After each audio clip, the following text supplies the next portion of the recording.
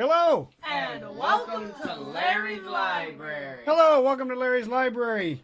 We've got a long chapter today. A summer evening on the mountain. It starts out she's not in the mountain. This is Heidi Chapter 13, a summer evening on the mountain.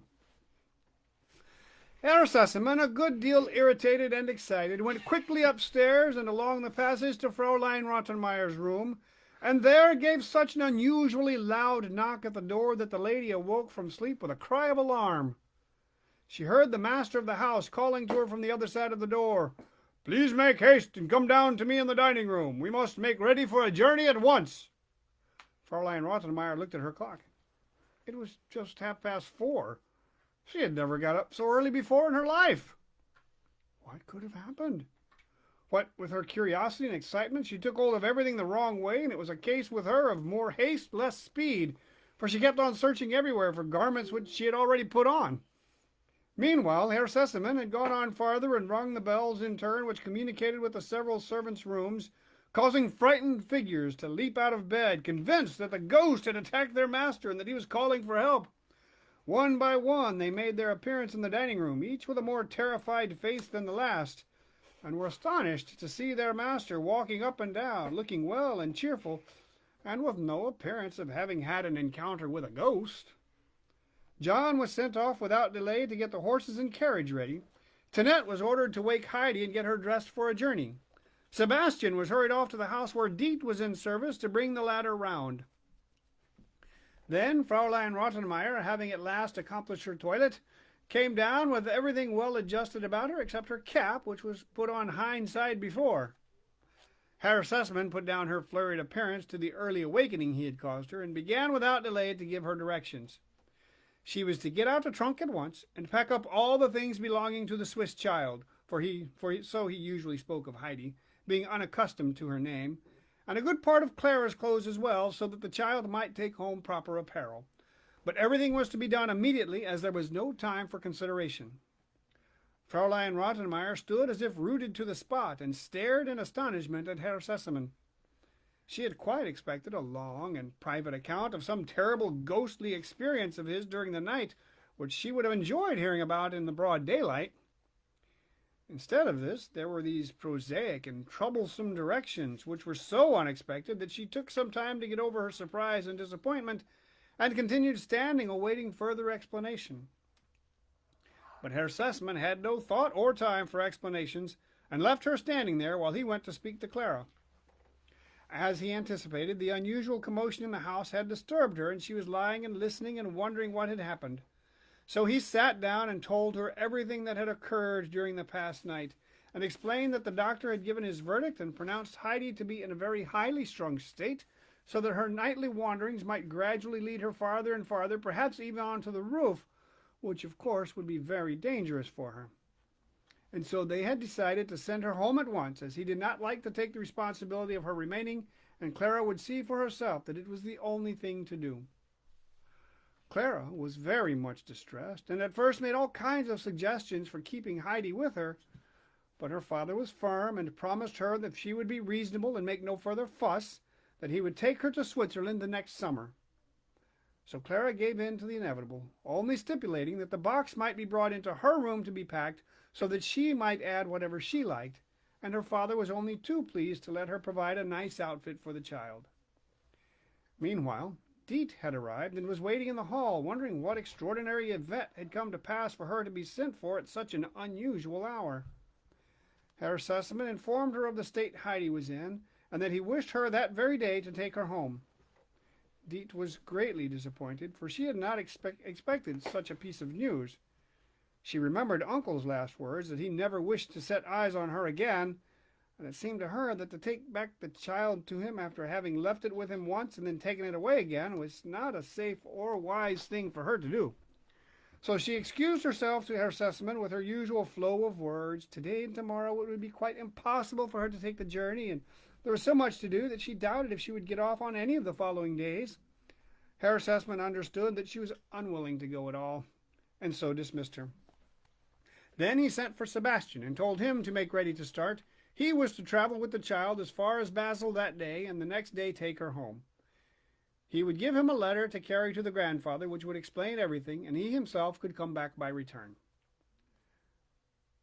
"But there's one thing in particular which I wish you to look after," said Herr Sassman in conclusion, "and be sure you attend to what I say. I know the people of this hotel in Basel, the name of which I give you on this card. They will see to providing rooms for the child and you.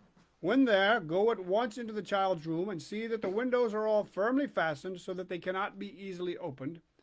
After the child is in bed, lock the door of her room on the outside, for the child walks in her sleep and might run into danger in a strange house if she went wandering downstairs and tried to open the front door. So you understand."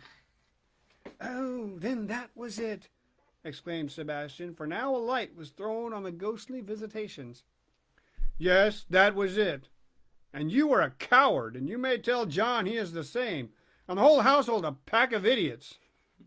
And with this, Herr Sassman went off to his study to write a letter to Alm Uncle. Sebastian remained standing, feeling rather foolish. If only I had not let that fool of a John drag me back into the room and had gone after the little white figure, which I should do certainly if I saw it now, he kept on saying to himself, but just now every corner of the room was clearly visible in the daylight. Meanwhile, Heidi was standing expectantly, dressed in her Sunday frock, waiting to see what would happen next, for Tinette had only woke her up with a shake and put on her clothes without a word of explanation. The little uneducated child was far too much beneath her for Tinette to speak to. Herr Sassman went back to the dining room with the letter. Breakfast was now ready, and he asked, "Where's the child?" Heidi was fetched, and as she walked up to him to say good morning, he looked inquiringly into her face and said, "Well, what do you say to this, little one?" Heidi looked at him in perplexity. "Why, you don't know anything about it." "I see," laughed Herr Sassman. "You are going home today, going at once." "Home?" murmured Heidi in a low voice, turning pale.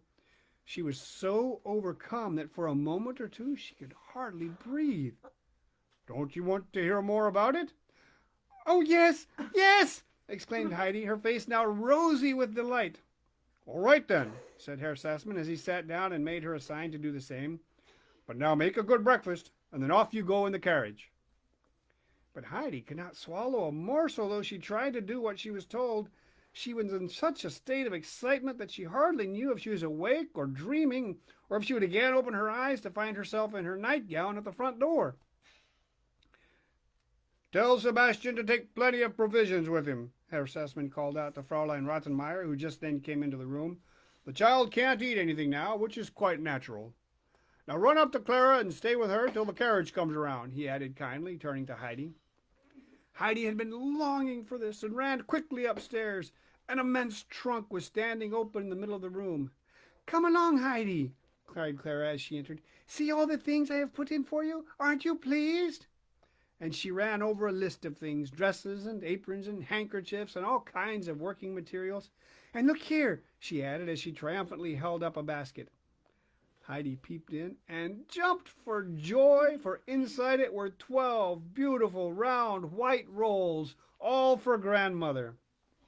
In their delight, the children forgot that the time had come for them to separate, and when someone called out, "The carriage is here," there was no time for grieving. Heidi ran to her room to fetch her darling book. She knew no one could have packed that as it lay under her pillow, for Heidi had kept it by her night and day. This was put in the basket with the rolls. Then she opened her wardrobe to look for another treasure, which perhaps no one would have thought of packing, and she was right. The old red shawl had been left behind, Fraulein Rottenmeier not considering it worth putting in with the other things. Heidi wrapped it round something else, which she laid on top of the basket, so that the red package was quite conspicuous. Then she put on her pretty hat and left the room. The children could not spend much time over their farewells, for Herr Sassman was waiting to put Heidi in the carriage. Fraulein Rottenmeier was waiting at the top of the stairs to say goodbye to her. When she caught sight of the strange little red bundle, she took it out of the basket and threw it on the ground. "No, no, Adelaide," she exclaimed. "You cannot leave the house with that thing. What can you possibly want with it?" And then she said goodbye to the child. Heidi did not dare take up her little bundle, but she gave the master of the house an imploring look, as if her greatest treasure had been taken from her. "No, no," said Herr Sassman in a very decided voice. "The child shall take home with her whatever she likes. Kittens and tortoises, if it pleases her. We need not put ourselves out about that, Fraulein Rottenmeier." Heidi quickly picked up her bundle with a look of joy and gratitude. As she stood by the carriage door, Herr Sesemann gave her his hand and said he hoped she would remember him and Clara. He wished her a happy journey, and Heidi thanked him for all his kindness and added, "And please say good-bye to the doctor for me and give him many, many thanks." For she had not forgotten that he had said to her the night before, "It will be all right tomorrow," and she rightly divined that he had helped to make it so for her. Heidi was now lifted into the carriage, and then the basket and the provisions were put in, and finally Sebastian took his place. Then Herr Sesemann called out once more, "A pleasant journey to you," and the carriage rolled away. Heidi was soon sitting in the railway carriage, holding her basket tightly on her lap. She would not let it out of her hands for a moment, for it contained the delicious rolls for grandmother, so she must keep it carefully and even peep inside it from time to time to enjoy the sight of them. For many hours she sat as still as a mouse. Only now was she beginning to realize that she was going home to the grandfather, the mountain, the grandmother, and Peter, and pictures of all she was going to see again rose one by one before her eyes. She thought of how everything would look at home, but this brought other thoughts to her mind, and all of a sudden she said anxiously, "Sebastian, are you sure the grandmother on the mountain is not dead?" "No, no," said Sebastian, wishing to soothe her. "We will hope not. She is sure to be alive still." Then Heidi fell back on her own thoughts again. Now and then she looked inside the basket, for the thing she looked forward to most was laying all the rolls out on grandmother's table. After a long silence she spoke again. "If only we could know for certain that grandmother is alive." "Yes, yes," said Sebastian, half asleep. "She is sure to be alive. There is no reason why she should be dead." After a while sleep fell on Heidi too, and after her disturbed night and early rising she slept so soundly that she did not wake till Sebastian shook her by the arm and called to her, "Wake up! Wake up! We shall have to get out directly. We are just in Basel." There was a further railway journey of many hours the next day. Heidi again sat with her basket on her knee, for she would not have given it up to Sebastian on any consideration. Today she never even opened her mouth, for her excitement, which increased with every mile of her journey, kept her speechless. All of a sudden, before Heidi expected it, a voice called out, "Mayenfeld!" She and Sebastian both jumped up, the latter also taken by surprise. In another minute they were both standing on the platform with Heidi's trunk, and the train was steaming away down the valley. Sebastian looked after it regretfully, for he preferred the easier mode of traveling to a wearisome climb on foot, especially as there was danger, no doubt, as well as fatigue in a country like this, where, according to Sebastian's idea, everything and everybody were half savage. He therefore looked cautiously to either side to see who was a likely person to ask the safest way to Dorfli. Just outside the station he saw a shabby-looking little cart and horse which a broad-shouldered man was loading with heavy sacks that had been brought by the train. So he went up to him and asked which was the safest way to get to Dorfli. "All the roads about here are safe," was the curt reply. So Sebastian altered his question and asked which was the best way to avoid falling over the precipice, and also how a box could be conveyed to Dorfli. The man looked at the box, weighing it with his eye, and then volunteered, if it was not too heavy, to take it on his own cart, as he was driving to Dorfli. After some little interchange of words, it was finally agreed that the man should take both the child and the box to Dorfli, and there find someone who could be sent on with Heidi up the mountain. "I can go by myself. I know the way well from Dorfli," put in Heidi, who had been listening attentively to the conversation. Sebastian was greatly relieved at not having to do any mountain climbing. He drew Heidi aside and gave her a thick rolled parcel and a letter for her grandfather. The parcel, he told her, was a present from Herr Sesemann, and she must put it at the bottom of her basket under the rolls and be very careful not to lose it, as Herr Sesemann would be very vexed if she did, and never be the same to her again. So little miss was to think well of what he said. "I shall be sure not to lose it," said Heidi confidently, and she at once put the roll and the letter at the bottom of her basket. The trunk, meanwhile, had been hoisted into the cart, and now Sebastian lifted Heidi and her basket onto the high seat and shook hands with her. He then made signs to her to keep her eye on the basket, for the driver was standing near, and Sebastian thought it better to be careful, especially as he knew that he ought himself to have seen the child safely to her journey's end. The driver now swung himself up beside Heidi, and the cart rolled away in the direction of the mountains, while Sebastian, glad of having no tiring and dangerous journey on foot before him, sat down in the station and awaited the return train. The driver of the car was the miller at Dorfli, and was taking home his sacks of flour. He had never seen Heidi, but like everybody in Dorfli, knew all about her. He had known her parents, and felt sure at once that this was the child of whom he had heard so much. He began to wonder why she had come back, and as they drove along he entered into conversation with her. "You are the child who lived with your grandfather, uncle, are you not?" "Yes." "Didn't they treat you well down there, that you've come back so soon?" "Yes, it was not that. Everything in Frankfurt is as nice as it could be." "Then why are you running home again?" Only because Herr Sesemann gave me leave, or else I should not have come." "If they were willing to let you stay, why did you not remain where you were better off than at home?" "Because I would 1,000 times rather be with the grandfather on the mountain than anywhere else in the world." "You will think differently, perhaps, when you get back there," grumbled the miller, and then to himself, "It's strange for her. She must not know what it's like." "Oh, it's strange for her, for she must know what it's like." He began whistling and said no more, while Heidi looked around her and began to tremble with excitement, for she knew every tree along the way, and there overhead were the high, jagged peaks of the mountain looking down on her like old friends. And Heidi nodded back to them and grew every moment more wild with her joy and longing, feeling as if she must jump down from the cart and run with all her might till she reached the top. But she sat quite still and did not move, although inwardly in such agitation. The clock was striking 5 as they drove into Dorfli.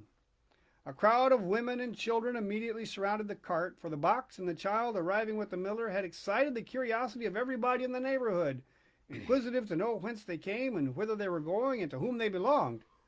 As the miller lifted Heidi down, she said hastily, "Thank you, grandfather will send for the trunk," and was just going to run off when first one and then another of the bystanders caught hold of her, each one having a different question to put to her. But Heidi pushed her way through them with such an expression of distress on her face that they were forced to let her go. "You see," they said to one another, "how frightened she is, and no wonder." And then they went on to talk of uncle, how much worse he had grown that last year, never speaking a word and looking as if he would like to kill everybody he met. And if the child had anywhere else to go, she certainly would not run back to the old dragon's den. But here the miller interrupted them, saying that he knew more about it than they did, and began telling them how a kind gentleman had brought her to Mayenfeld and seen her off, and had given him his fare without any bargaining, and extra money for himself. What was more, the child had assured him that she had had everything she wanted where she had been, and that it was her own wish to return to her grandfather. This information caused great surprise, and was soon repeated all over Dorfli, and that evening there was not a house in the place in which the astounding news was not discussed of how Heidi had of her own accord given up a luxurious home to return to her grandfather. Heidi climbed up the steep path from Dorfli as quickly as she could. She was obliged, however, to pause now and again to take breath, for the basket she carried was rather heavy, and the way got steeper as she drew nearer the top. One thought alone filled Heidi's mind. Would she find the grandmother sitting in her usual corner by the spinning wheel? Was she still alive? At last Heidi caught sight of the grandmother's house in the hollow of the mountain, and her heart began to beat. She ran faster and faster, and her heart beat louder and louder, and now she had reached the house. But she trembled so she could hardly open the door, and then she was standing inside, unable in her breathlessness to utter a sound. "Ah, my God!" cried a voice from the corner. "That was how Heidi used to run in. If only I could have her with me once again. Who is there?" "It is I, grandmother!" cried Heidi as she ran and flung herself on her knees beside the old woman, and seizing her hands clung to her, unable to speak for joy. And the grandmother herself could not say a word for some time, so unexpected was this happiness. But at last she put out her hand and stroked Heidi's curly hair and said, "Yes, yes, that is her hair and her voice. Thank God that he has granted my prayer." And tears of joy fell from the blind eyes onto Heidi's hand. It is really you, Heidi. Have you really come back to me?" "Yes, grandmother, I am really here," answered Heidi in a reassuring voice. "Do not cry, for I have really come back, and I am never going away again, and I shall come every day to see you, and you won't have any more hard bread to eat for some days. For look, look!" She's blind, she can't look. Oh, yeah. And Heidi took the rolls from the basket and piled the whole 12 up on grandmother's lap. "Ah, child, child, what a blessing you bring with you!" the old woman exclaimed, as she felt and seemed never to come to the end of the rolls. "But you yourself are the greatest blessing, Heidi." And again she touched the child's hair and passed her hand over her hot cheeks and said, "Say something, child, that I may hear your voice." Then Heidi told her how unhappy she had been, thinking that the grandmother might die while she was away and would never have her white rolls, and that then she would never see her again. Peter's mother now came in and stood for a moment overcome with astonishment. "Why, it's Heidi!" she exclaimed. "And yet can it be?" Heidi stood up, and Brigitte now could not say enough in her admiration of the child's dress and appearance. She walked round her, exclaiming all the while, "Grandmother, if you could only see her and see what a pretty frock she has on, you would hardly know her again. And the hat with a feather in it is yours too, I suppose. Put it on that I may see how you look in it." "No, I would rather not," replied Heidi firmly. "You can have it if you like. I do not want it. I have my own still." And Heidi, so saying, undid her red bundle and took out her own old hat, which had become a little more battered still during the journey. But this was no trouble to Heidi. She had not forgotten how her grandfather had called out to Deet that he never wished to see her and her hat and feathers again, and this was the reason she had so anxiously preserved her old hat, for she had never ceased to think about going home to her grandfather. But Brigitte told her not to be so foolish as to give it away. She would not think of taking such a beautiful hat. If Heidi did not want to wear it, she might sell it to the schoolmaster's daughter in Dorfli and get a good deal of money for it. But Heidi stuck to her intention and hid the hat quietly in a corner behind the grandmother's chair. Then she took off her pretty dress and put her red shawl on over her underpetticoat, which left her arms bare, and now she clasped the old woman's hand. "I must go home to grandfather," she said, "but tomorrow I shall come again. Good night, grandmother." "Yes, come again. Be sure you come again tomorrow," begged the grandmother, as she pressed Heidi's hands in hers, unwilling to let her go. "Why have you taken off that pretty dress?" asked Brigitte. "Because I would rather go home to grandfather as I am, or else perhaps he would not know me.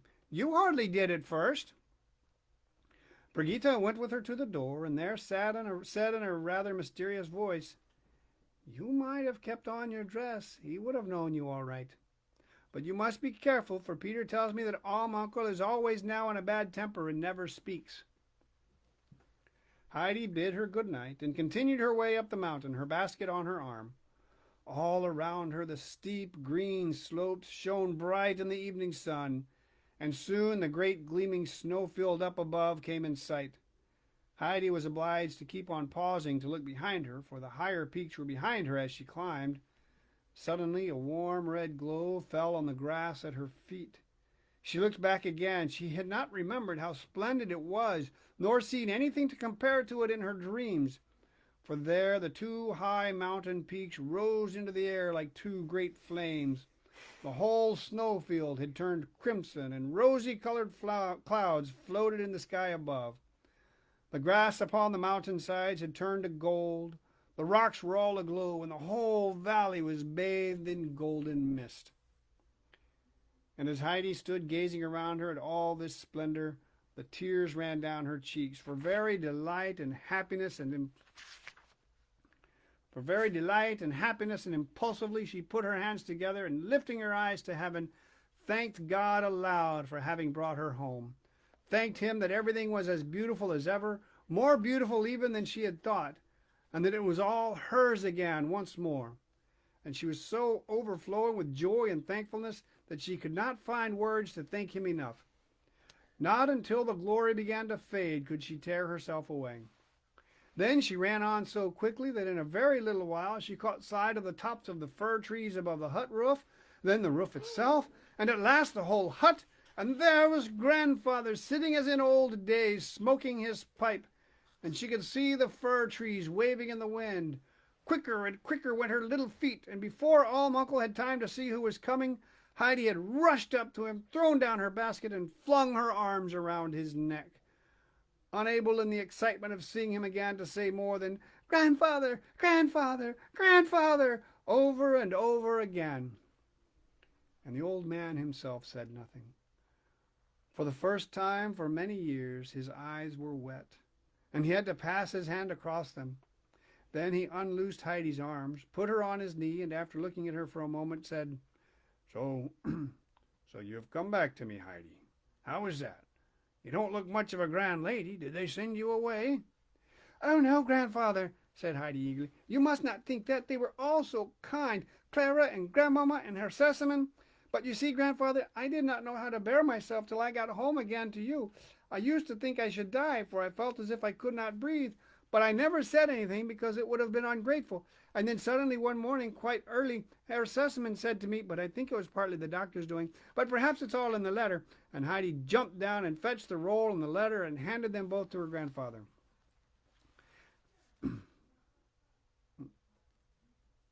"That belongs to you," said the latter, laying the roll down on the bench beside him.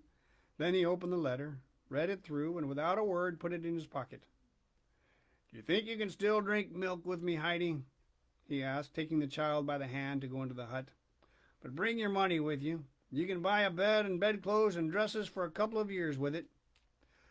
"I am sure I do not want it," replied Heidi. "I have got a bed already, and Clara has put such a lot of clothes in my box that I shall never want any more." "Take it and put it in the cupboard. You will want it some day, I have no doubt." Heidi obeyed and skipped happily after her grandfather into the house. She ran into all the corners, delighted to see everything again, and then went up the ladder, but there she came to a pause and called down in a tone of surprise and distress, "Oh, grandfather, my bed's gone." "We can soon make it up again," he answered her from below. "I did not know that you were coming back. Come along now and have your milk." Heidi came down, sat herself on her high stool in the old place, and then taking up her bowl, drank her milk eagerly, as if she had never come across anything so delicious.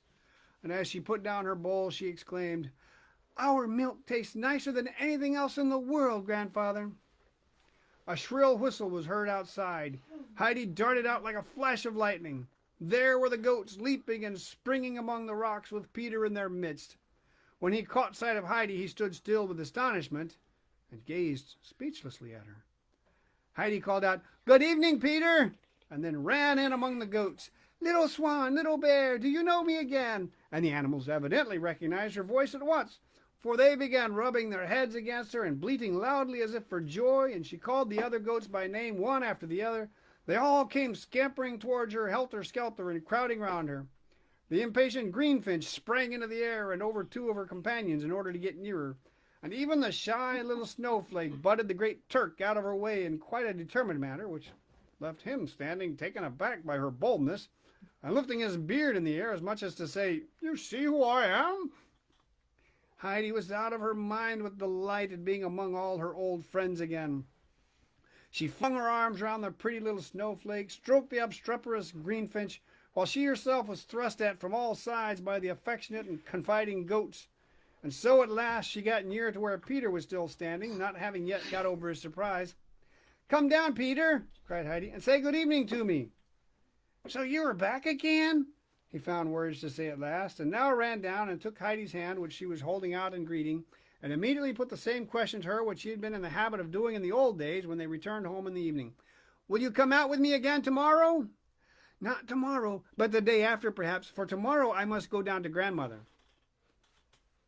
"I am glad you are back," said Peter, while his whole face beamed with pleasure, and then he prepared to go on with his goats, but he never had had so much trouble with them before.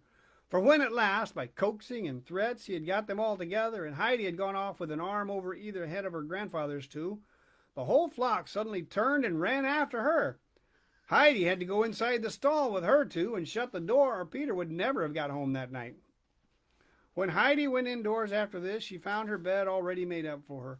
The hay had been piled high for it and smelt deliciously, for it had only just been got in, and the grandfather had carefully spread and tucked in the clean sheets.